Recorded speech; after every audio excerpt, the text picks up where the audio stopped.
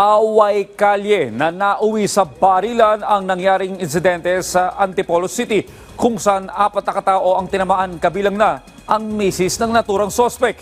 Gita niya ng sospek, self-defense lamang ang kanyang naging aksyon sa insidente. Nagbabalik si JM Pineda. Buong-buong rumistro sa kamera ang pagpapakawala ng kaliwat kanang suntok ng 2 rider sa nakaputing lalaki sa gilid ng kalsada sa Antipolo City. Pinipilit pa nitong umiwas at gumanti, kaya nga lang ilang beses din siyang nasapak sa muka. May mga tao rin agad silang inawat, pero pagbaba ng tensyon, kumuha na pala ng baril ang nakaputing lalaki. Sa isang video rin posted online, makikita na sinugod muli ng isang rider ang lalaki. Ilang sandali pa, bumunot ng baril ang nakaputi at umalingaw-ngaw na ang putok ng baril. Agad na bumulagta ang isang rider habang nagpulasa naman papalayo ang iba. Mabilis na tumakas sa suspect na bitbit din ang isa niyang kasamang tinamaan ng bala. Pero na-corner agad ito sa isang PNP checkpoint.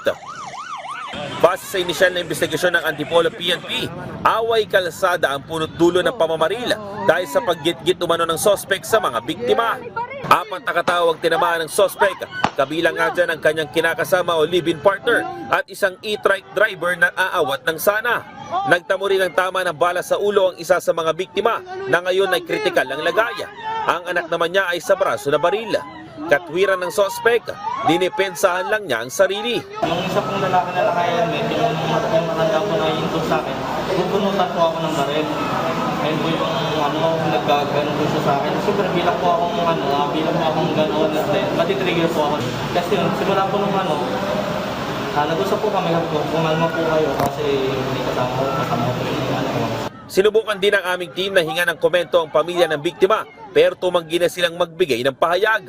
Posibleng masampahan ng patong-patong na kaso ang suspect, gaya ng multiple frustrated homicide at paglabag sa Omnibus Election Code o gun ban. Kasalukuyang nakakulong ang suspect sa Antipolo Component City Police Station Custodial Center.